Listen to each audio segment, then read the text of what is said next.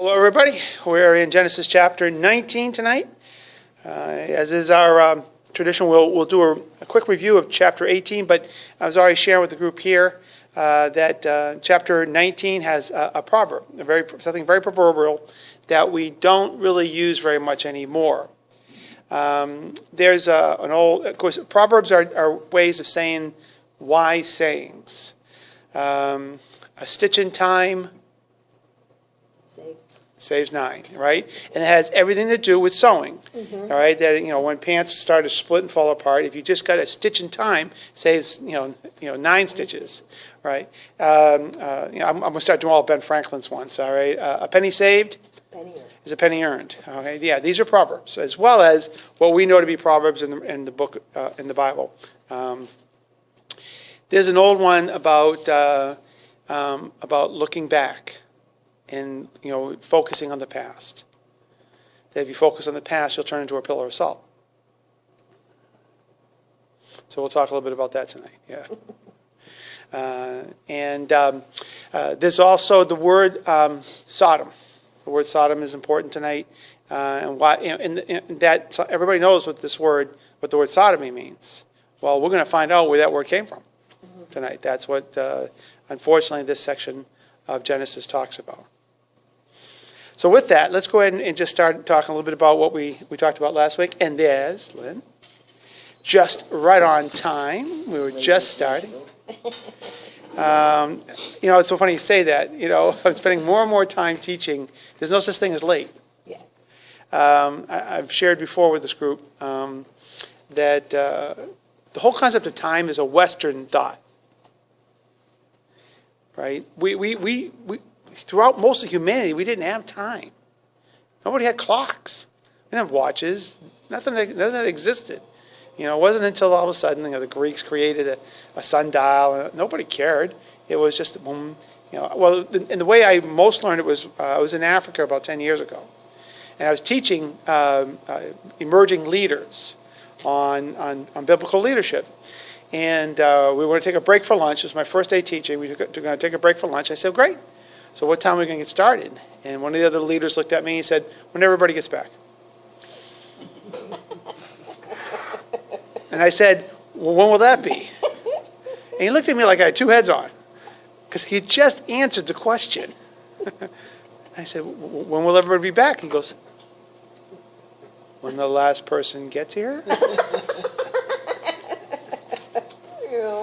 Again, I'm a Westerner. I'm thinking, this thing right here, let's go, come on, let's go, we got to get started, and it's just, I don't think it was obviously in Christ's time.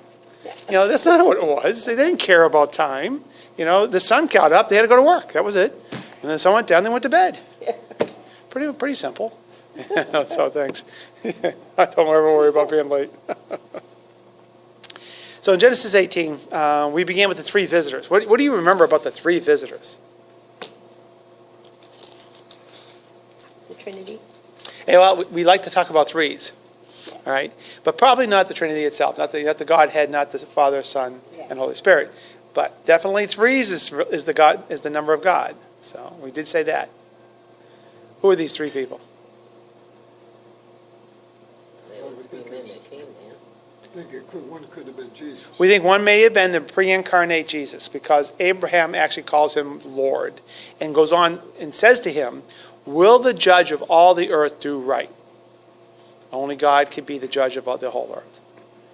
How about the other 2 guys? Angels. Yeah, well, we're going to find out tonight that they definitely are angels. All right, they're angels. Big deal for Abraham to see these 3 guys?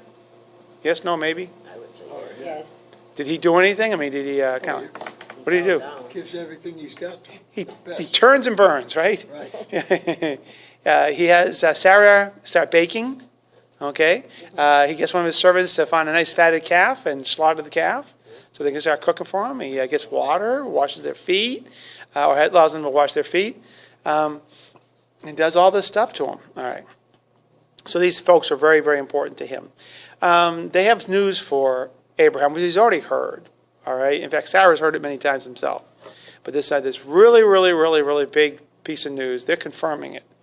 And now, unlike previous times when Abraham and Sarah were told this time, this man that he calls Lord, says, when I return to you this time next year, what's going to happen? You'll have a son. That's right. That Sarah will bear him a son. And what does Sarah do? Just laughs. She laughs, as did Abraham. And the son would be named Laughter, Isaac, or Yitzhak. Pretty cool. All right. Then the three men get up to leave. As the two men head on out, the one he calls Lord, stays behind and asks himself a question. Will I hide from my friend Abraham what I'm going to do? Because he knows he's going to go and have Sodom and Gomorrah destroyed. So he begins to share with Abraham what's going to go on. And verse 20, then the Lord said, the outcry against Sodom and Gomorrah is so great, and their sin so grievous, that I will go down to see what they have done is as bad as the outcry that has reached me. If not, I will know. Verse 22, the men turned away and went toward Sodom, but Abraham remained standing before the Lord. Then Abraham approached him and said, and then what does Abraham begin doing?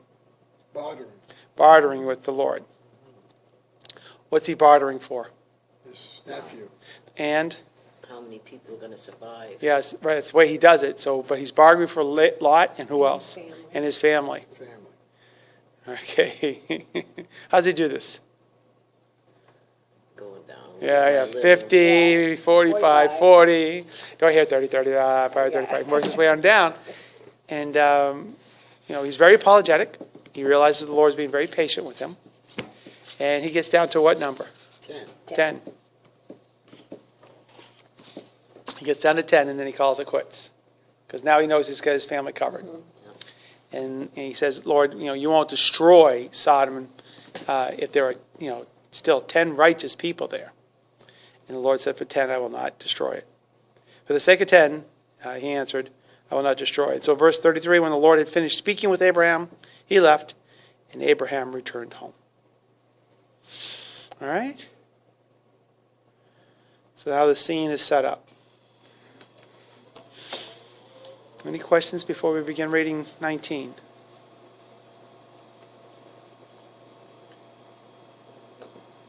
All right.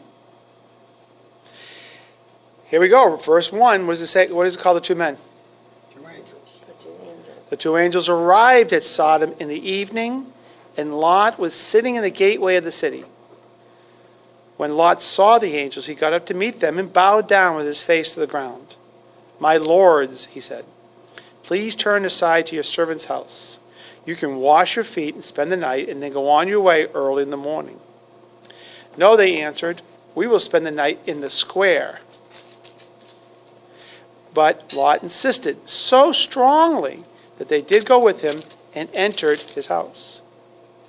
Lot prepared a meal for them, baking bread without yeast, and they ate. Before they had gone to bed, all the men from every part of the city of Sodom, both young and old, surrounded the house. They called to Lot, where are the men who came to you tonight? Bring them out to us so that we can have sex with them. Lot went outside to meet them and shut the door behind him and said, no, my friends, don't do this wicked thing. Look, I have 2 daughters who have never slept with a man. Let me bring them out to you, and you can do what you like with them. But don't do anything to these men, for they have come under the protection of my roof. Get out of the way, they replied. And they said, this fellow came here as an alien, and now he wants to play the judge? We'll treat you worse than them. They kept bringing pressure on Lot and moved forward to break down the door. But the men inside reached out and pulled Lot back into the house and shut the door. Then they struck the men who were outside the door, young and old with blindness, so they could not find the door. The 2 men said to Lot, do you have anyone else here, sons-in-laws, sons or daughters, or anyone else in the city who belongs to you? Get them out of here, because we are going to destroy this place. The outcry to the Lord against its people is so great that he has sent us to destroy it.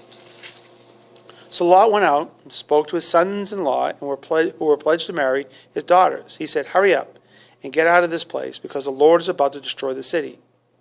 But his sons-in-law thought he was joking. With the coming of dawn, the angels urged Lot, saying, hurry, Take your wife and your 2 daughters who are here, or you will be swept away when the city is punished." When he hesitated, the men grasped his hand in the hands of his wife and of his 2 daughters and led them safely out of the city, for the Lord was merciful to them. As soon as they had brought them out, one of them said, "Flee for your lives. Don't look back, and don't stop anywhere in the plain. Flee to the mountains, or you will be swept away." But Lot said to them, "No, my lords, please. Your servant has found favor in your eyes and you, and have shown great kindness to me in sparing my life. But I can't flee to the mountains. This disaster will overtake me, and I'll die. Look, here is a town near to run to, and it is small. Let me flee to it. It is very small, isn't it? Then my life will be spared." Verse 21. He said to him, "Very well, I will grant this request too.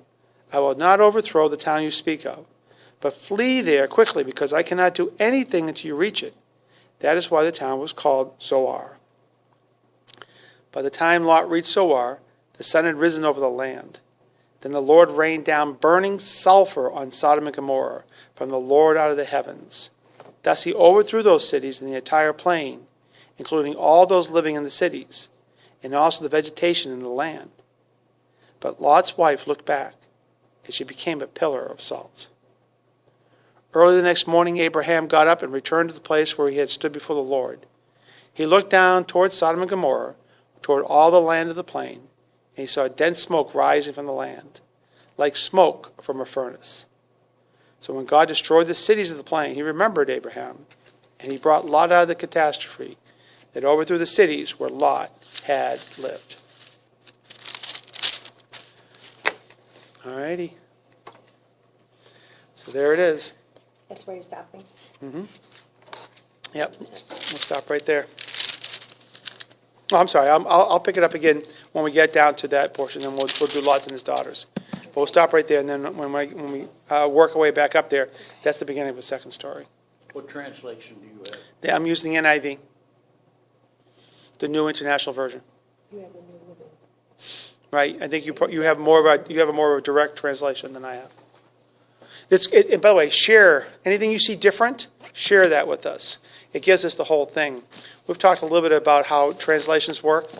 Remember, this is language is over 5,000 years old. It's hard to get the exact feel of things as it was described way back there.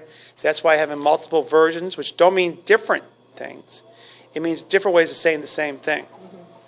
It gives us more richness to it. All right. So going back, we now know that the 2 men that were with that Lord that we think were angels. Comes right out and says it. So now they come down, and where do they find Lot? This is all in verse 1. At the gate. In the gateway to the city. Okay. It was tradition in ancient times that the leaders of the city met in the gateway. It was actually very common. So this is indicative that possibly Lot had actually become a leader in Sodom. He was already rich because of all the things he had done with his uncle. In their trip down to Egypt, Abraham had gained lots of money and servants and other things along those lines. That's going to be important later on when we talk about the fact that Lot doesn't want to leave. Lot sees these men, and what does he do? Bows down to the ground. What does that tell you? He knows who they are. He knows who they are. We're back to that bowing down to the ground thing again, huh? Constantly, we keep seeing it over and over and over again. All right? So he is actually showing this great genuflection. He recognizes who they are. We want to pause for a second, especially for those who haven't heard some of the teachings on this. I work hard to try to help everybody realize what angels really are. And they're not those nice, beautiful people with wings and flowing robes singing hallelujah. All right? In fact, I will when we get to Christmas, I promise I won't ruin it for everybody, but angels don't sing. They hark. There's got to be something special, though, because they're recognized. Yes, there's something very special about them. They're on fire. No. I think it's an element of presence. Yeah, You know, Like an aura. yeah, yeah. Well, let me put it this way. Again, for the Navy guys here, and any military people for that matter, women coming into the military obviously has had its real, stresses. But I have to tell you that I remember when I was on board my carrier tour, we get these things called auxiliaries. These are ships that come alongside us, and they refuel us or provide us with food and all kinds of things. And the captains of those ships have very important jobs. And it's not easy driving. They're really big. They sit deep in the water. But they spend a lot of time at sea because they're constantly coming and going to feed us and to take care of us. So they're called the auxiliaries. I remember we were underway, and one of our auxiliaries came alongside us to refuel us, and they had already sent over some of their warrant officers to do some training and work with us. So these are some real salty guys, prior enlisted guys, worked their ways up to the ranks and stuff. They didn't want to be called junior officers. They were warrant officers, and they were pretty tough guys. But they were coming from an auxiliary where we knew that they had a female commanding officer. And we all asked them the question, so what's she like? All right? And they all had absolutely awesome things to say about her. She's it. First of all, they didn't like the previous CEO. The guy was a bum. They loved her. She was highly professional. Later on, when I was sitting around with some officers, one of the senior officers said, now he had actually been in a room with a whole bunch of senior officers, including our captain, all right, captain of a Nimitz-class aircraft carrier. And they all said that when she entered the room, all right, there were other women officers there, but when she entered the room, everybody knew she was in the room. So you see what I mean by an aura? She's just a highly professional lady, and people respected her. There's something about these angels. Something tells me also that Lot may have... we'll talk more about this. Lot's actually called a righteous man. He's in the Hebrews Hall of Fame. The Faith Hall of Fame in Hebrews. He is a very, very special man. We don't get to see everything about him. And what we do see about him, we really don't like. But God thinks a lot of Lot. All right. So you're right. There's something special going on here. Verse 2, my lords, he said, please turn aside to your servant's house. You can wash your feet and spend the night, and then go on your way in the early morning. All right. I know you've all done this. You've all invited somebody into your home. You've done it mostly because you want them to be comfortable. We can give Lot that possibility, but I don't think that's the reason why he's asking. Protection? And to hide something from these angels. And the angels know. We'll see. We'll see in a second. You can wash your feet and spend the night, and then go on your way in the early morning. No, they answered. We will spend the night in the square. Any thoughts? He didn't want them to see what was going on outside. No. What else could happen? They could destroy the city then. That's true. What's going to happen to the angels if they spend the night sleeping in the square of Sodom? They're going to be attacked. They're going to be attacked.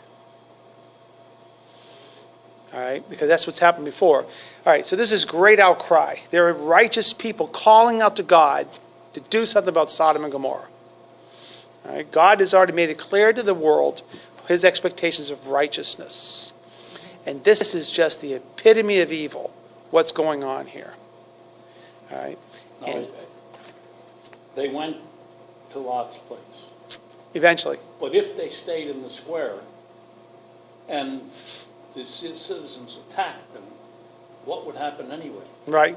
They would still They would have overruled them. be destroyed. They made them blind, so... Oh, yeah. I don't think the angels were really concerned about their safety. Right. No, they were. But Lot was. Lot was. Uh-huh. Yeah, Lot was very concerned. And remember, Lot likes it there. Okay? I think it's because of the fact that, well, we can back up. Mike, and we were talking about this before. Remember, how did Lot wind up down there? He was taking advantage. He chose it. Yeah. Right. He was taking advantage of his son. He was taking advantage of his uncle. His uncle was kind enough to say, you go one way and I'll go the other. You choose first. His nephew should have said, I'll give the best to my uncle. You take the first pick. you're my uncle. Get the best, Yeah. yeah. You're the closest thing I had to a father. Yeah, I'm not going to pick before you. but he chose to pick first. And he picked the nicer place. Thought. Much nicer place. When it was near the end, he loved the sumptuous living. That's exactly right. That's exactly right. And so there is a lot going on here. And so he wants to protect this too. Maybe he's thinking, okay, I can get these angels into my house, feed them, put them down, everything is good. They'll go on their way tomorrow morning. They're going to go on their way, but. They're going to go on their way, all right. No, they answered, we will spend the night in the square. Verse 3, but Lot insisted so strongly that the angels did go with him and entered his house. Lot prepared a meal for them, baking bread without yeast, and they ate. Again, without yeast, so it can be cooked quickly. This is also, again, just being a good host. Before they had gone to bed, all the men from every part of the city of Sodom, both young and old, surrounded the house. In other words, they knew these men were there. The people of the town called to Lot, where are the men who came to you tonight? Bring them out to us so that we can have sex with them. Again, just like we talked about last week, my mother, remember my time? The reason why she believes the Bible? Because it's such a filthy book. It's just not a fairy tale. This is not how you write fairy tales. Yeah. This is not high fiction. This is not fiction. This is not like what's it called? High fantasy. Excuse all right, me, please do. This is not like high fantasy. Like the Lord of the Rings. The Lord of the Rings is high fantasy. I know. That's not. People don't write that kind of. They don't write this kind of stuff into fantasy. Okay, this is really scary stuff. It's disgusting. It is disgusting. Okay. Bring them out to us so that we can have sex with them. Verse 6, Lot went outside to meet them and shut the door behind him and said, no, my friends, don't do this wicked thing. Okay, so right there, Lot's confessing. Yeah, he knows it's bad. He knows they're doing it. Yeah. He is, and I consider him a leader of the town, he's condoning it. Yeah, well, he said, my friends. Yeah, well, that could just be to butter him up, but he knows what they want to do. And he's instead of saying, by the way, guys, what you're doing is wrong, stop doing it, because you're really, really going to upset God. What does he do in verse 8? Then he says he can have his daughters. Yes. Give up his daughters. Take my daughters. He's just going to hand the girls over to these guys. Look, I have 2 daughters who have never slept with a man. Let me bring them out to you, and you can do what you like with them. But don't do anything to these men, for they have come under the protection of my roof. Verse 9, get out of our way, they replied. And they said, this fellow came here, and they're talking about Lot. They can say it this way. And they said, Lot came here as an alien, which is true, right? And now he wants to play the judge. All right, there it is. There it is. Don't judge me. All right? Don't tell me I'm doing anything wrong. And they threatened him, we'll treat you worse than them. They kept bringing pressure on Lot and moved forward to break down the door. These guys are very serious. This is a very sick place. But the men inside reached out and pulled Lot back into the house and shut the door.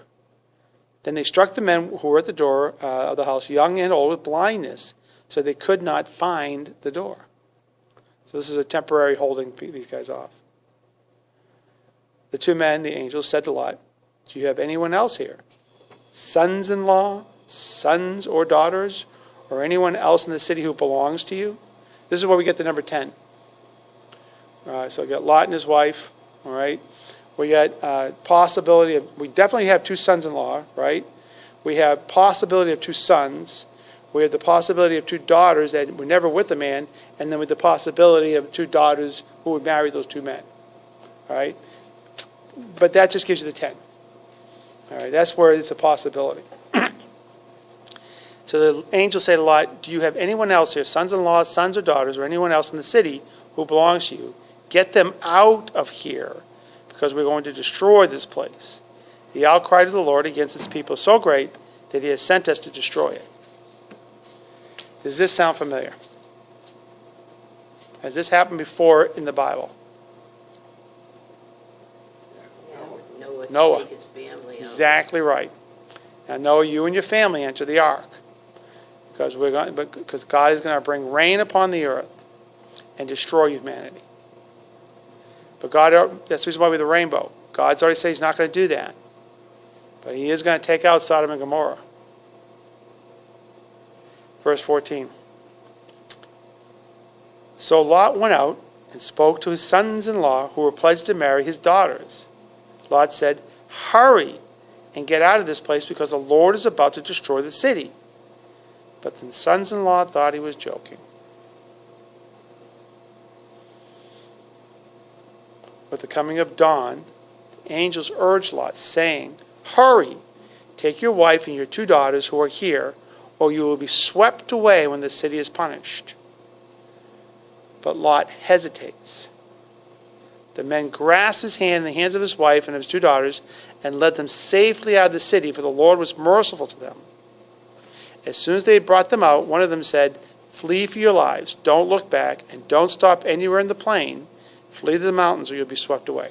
Okay, so why do you think Lot's hesitating? He didn't want to leave. Yeah, why is it he doesn't want to leave? This place is pretty sick. Because he was like a leader there. Yeah, I think it's because he's important. The angels aren't saying anything about take all your servants, your men servants, your goats, your cattle, all that stuff we read about before. I'm not reading any of that. You know, it might have been gone already. Maybe he's used it all up. But anything that he owns is sitting there in Sodom. Is there. So in verse 18, but Lot said to them, "No, my lords, please.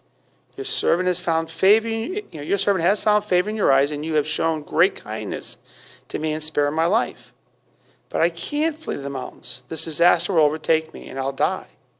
Look, here is a town near enough to run to, and it is small. Let me flee to it. It's very small, isn't it? Then my life will be spared." We're back to bargaining. Lot's like his uncle. Verse 21. The angel said to him, "Very well, I will grant this request too. I will not overthrow the town you speak of, but flee from there quickly, because I cannot do anything until you reach it." That is why the town was called Zoar. By the time Lot reached Zoar, the sun had risen over the land. Then the Lord rained down burning sulfur on Sodom and Gomorrah from the Lord out of the heavens. Thus he overthrew those cities and the entire plain, including all those living in the cities, and also the vegetation in the land. But Lot's wife looked back, and she became a pillar of salt. This is an area that's close to the Dead Sea. There's lots of salt pillars in the area. There's also sulfur mines and sulfur pits. There's also the possibility that there was at one time like a volcano, that there was that's something that spewed out sulfur. Remember, this is thousands and thousands and thousands of years ago. I didn't know, when my wife and I were there, we went to swim in the Dead Sea. Yeah. And I didn't know I had a rash Oh, no. between my legs. Oh, no. So I had to run out and get they have a sprinkler there. Right. To get it off. Wash the salt off. A lot of salt. Yeah. Yeah, and so you kind of like float right on the water because it's so dense. Yeah. So that's the area. And there are these other pillars of salt there. Lynn, before you came down, we were talking about this is a proverb, actually. It became very common for people to say that by focusing on the past, if you focus on the past too much, you'll turn into a pillar of salt. Because the angel told him not to look back. Just keep going forward. But she looks back. But Lot's wife looked back, and she became a pillar of salt. It's pretty tragic. She was being disobedient in her hesitation. Her husband was being, disobedient in his hesitation. So it's pretty sad. So now there's just the 3 of them. There's Lot and his 2 daughters. Early the next morning, Abraham got up and returned to the place where he had stood before the Lord. So now he's looking down on the valley. He looked down towards Sodom and Gomorrah, toward all the land of the plain, and he saw dense smoke rising from the land, like smoke from a furnace. So when God destroyed the cities of the plain, he remembered Abraham, and he brought Lot out of the catastrophe that overthrew the cities where Lot had lived. Abraham is not too concerned that his nephew is not alive. I don't think Abraham knows that his nephew's wife is now dead. That his Lot's potential sons-in-laws are now dead. He's hoping for 10 to come back. Yeah. It's going to be 3. Yeah, it's going to be 3.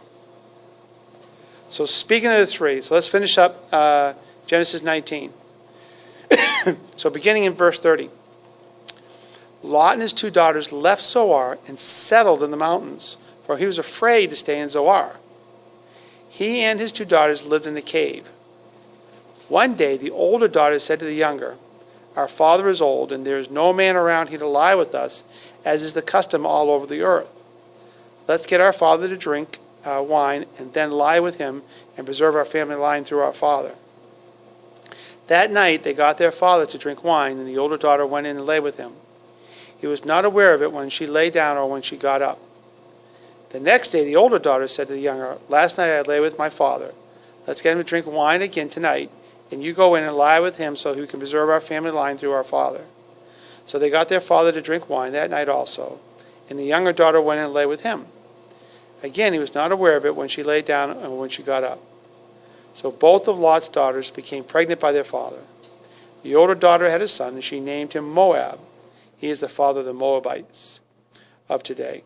The younger daughter also had a son, and she named him Ben-Amin. He is the father of the Ammonites of today. All right. And here it says Moab is from father, and Ben-Amin means son of my people. Right. This is sin still. This is a terrible. This is incest. Now, in these days, they're not too concerned about the physical ramifications of incest that we understand today. Simply because, again, the curse is still coming into the world. All right. I just read a short thing about Jesse James. Anybody know who Jesse James was? The outlaw? The outlaw. Western time? Yeah. Missouri. All right. He was a crook.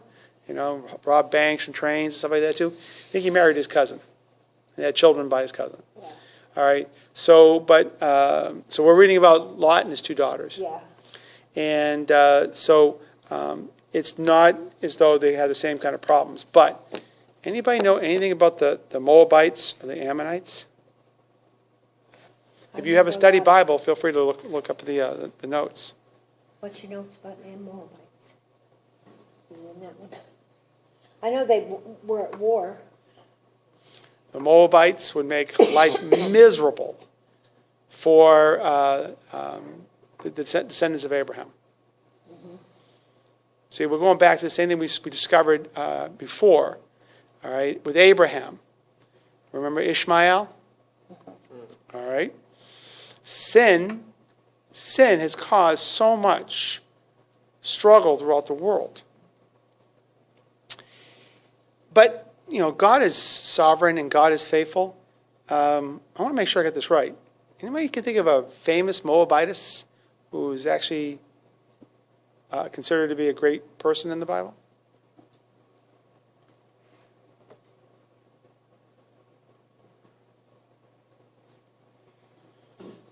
I'll give you my first hint would be a woman. Was she a queen? No, but you think of Queen Esther, right? Yeah, Queen Esther's Jewish. That's. Right. But there ain't that many. Have anything to do with Samson? Nope. Nope. Nope. Now, okay. So in the case of Delilah, she's a bad girl. Yes. She's one of the bad girls. This is a good girl. Oh, this is a girl. Okay. Ruth. What do you know about Ruth? That's what it says here. That's okay. That's the beauty of having a study Bible. That's what I got to say about it. What does it say about Ruth? It just says that because of the family connection, Moses was forbidden to attack them. Deuteronomy 2, verse 9. Ruth, the great-grandmother of David and the ancestor of Jesus, was from Moab. All right. So even though this is sin, God, what was used for the wrong reason, okay, as in this case, God's still going to redeem it. And as a result, this is, the story of Ruth is a very powerful, wonderful story. Mm-hmm. All right. She, remember, her mother-in-law is Naomi, mm-hmm. who, again, is also a Jewish woman. And Naomi will lose her husband, as will Ruth. But Ruth will stay with her mother and say, your people will become my people. All right, and your God will become my God. Through Ruth's faithfulness, she goes back. She meets this really, really great guy, Boaz, marries Boaz, all right? And as a result, they produce a line that produces the greatest king who ever lived, Melech David, King David. And through that line comes the King of Kings, right? All right, through a Moabitess. So this is one of the things. But other than that, the Moabites and the Ammonites are enemies of the descendants of Abraham. And a very, again, going back. But these young ladies just didn't have enough faith in God. Right. Just like Sarah did. Sarah didn't have enough faith in God just to trust him. And she winds up giving Hagar to Abraham. So we see this constant issue, coming up over and over again. All right, but it kind of ends sort of here. Because pretty soon, we're going to start reading about a whole lot more people. And some other wonderful things are going to happen. But there's also going to be constant sin. And one of the commentaries that I read this week about it was talking about with Lot, when he was sitting in the city. At the gates? Yeah, at the gates and stuff, that he, just like today, he became kind of anesthetized. Yes. He starts looking the other way. Right. By the way they lived. He just kind of was absorbing, not saying it's okay, right. But absorbing it. Right. And going about, that's why, oh no, stay here. He wasn't condemning it. He wasn't being the righteous man that he was supposed to be. Right. He was actually kind of condoning it. Yeah. Yeah, and that's what happens when, against the old saying about the frog in the boiling pot. Mm-hmm. How do you boil a frog? You don't throw him into a boiling pot, he'll try to get out. Right. Put him in a nice, lukewarm one and slowly turn up the heat. And then next thing you know, you have frog stew. Mm-hmm. That's the problem with sin. If you don't see it as something that is that dangerous, even as something as horrible as what was going on here. I mean, that's where the term sodomy comes from. Mm-hmm. It comes from this concept right here. Now, last week I said that there's a saying about what's going on in our country, that if God doesn't pass judgment in the United States pretty soon, all right, he's going to need to apologize to Sodom and Gomorrah, because he destroyed Sodom and Gomorrah for embracing homosexuality. Mm-hmm. Well, we don't have homosexuals bashing down doors like they wanted to do here. Mm-hmm. All right? I have a brother that practiced homosexuality. I'm heartbroken for him. But it's not a matter of that things have gotten that belligerent or militant, but it's coming. It's just a matter of time. Just a matter of time. And again, so that's especially for those who were uncomfortable looking, upon homosexuality as sin. Boy, Scripture doesn't fool around. Mm-hmm. Scripture doesn't. The Bible is very clear on where God stands with homosexuality. You can see it in everything today. Yeah. You can't turn your TV on. Condoning of everything. Oh, celebrating it. Uh-huh. Whole institutions are being changed because of it. Christian colleges are now being told that you can't exist because of you stand on this. In Canada, preachers are being told you can't preach on certain portions of Romans. Excuse me. It talks about homosexuality as a sin because it's considered a hate crime. So it's gotten to that point. Just a matter. And again, 20 years ago, we would all have been saying, no, this is not going to happen. And it's not. But what I'm referring to is not just the homosexuality part of it. And in our country, we're people who are doing all kinds of crazy things. Sure. People say, oh. No big deal. Well, it's a libertarian spirit. Yeah. Although, again, there's a lot to be said for a libertarian spirit, which means if it doesn't harm me, do whatever you want. Mm-hmm. All right? Well, once you open up that Pandora's box, you'll find out pretty quickly how, again, all right, well, if you want to go drink and drive, as long as you don't harm me, well, how do you know I'm not going to run into you? But that libertarian spirit, I appreciate it, but everybody doesn't really realize how easy it is that when you allow your life to become full of sin, how it affects everybody else. Mm-hmm. And so that's what happens here. And just like you pointed about Lot, just by the fact that he condoned it, he was harming himself and his community. But again, if my wife was here right now, she'd be saying, "Yep, more signs of the end times." But and then I also heard on the radio today, everybody believes they're in the end times. So we're getting there. This is one of the hardest chapters because of how dirty it is. But I'm real proud of our Bible teachers and pastors and stuff. They never shy away from this one. I've heard this preached on and taught many times. Any other questions or comments about Genesis 20? This is just kind of, but it also makes me think about the girls where you said that their daughters didn't have faith. They didn't have faith. To just wait. That because you don't have faith, you have to pay the consequences. The wars between the two families. The family lines. And I think that happens in our daily lives sometimes. Yeah, sure, absolutely. If we don't have faith and we just step out on our own thing, we end up paying consequences in different ways because we just didn't wait for God to show us what His plan was. Yeah, there's a ramification for sin.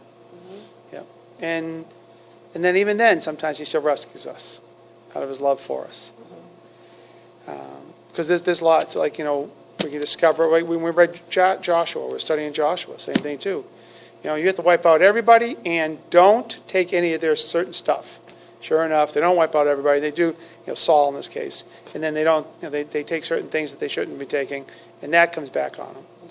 And because God is looking out for us. Again, being our Heavenly Father, caring deeply for us. Knows what's best for us because He gets to see the future. But... When we get further into this, is Lot going to realize that he's the father of both of his daughter's children? I don't know. I don't think that's addressed. But I think if we were there, he would realize that he's with his daughters 24/7. Yeah, he's with them 24/7. Yeah. But something also tells me this was not unusual. I mean, these girls didn't just come up with this on their own. Something tells me this has been done before. That incest was not... probably living in that city, they've seen it, at least see it. Yeah, absolutely.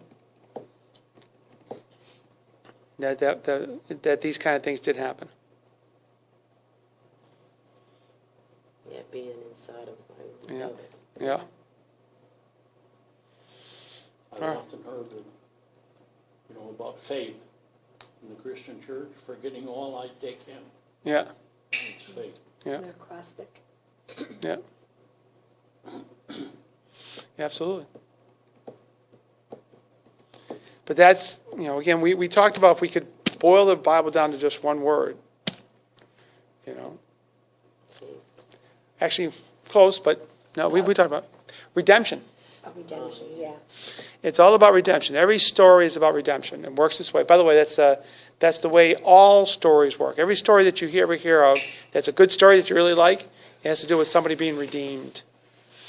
The good guy starts out, really troubled and everything, and, has to work his way back and things like that, and eventually he's restored. That's redemption. So this is that the Bible is the greatest redemption story there is. So here it is. Lot's been redeemed twice because of his uncle. Unless you've got a glimmer of 20, I think the uncle's going back into. Yeah. Oh, we haven't heard the last of Abraham. Oh, No, we haven't heard the last of Abraham. Abraham's got a lot more to do here.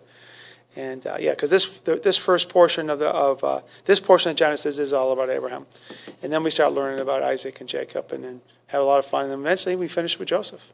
That's the way we work through it. God bless everybody. We'll talk to you next time.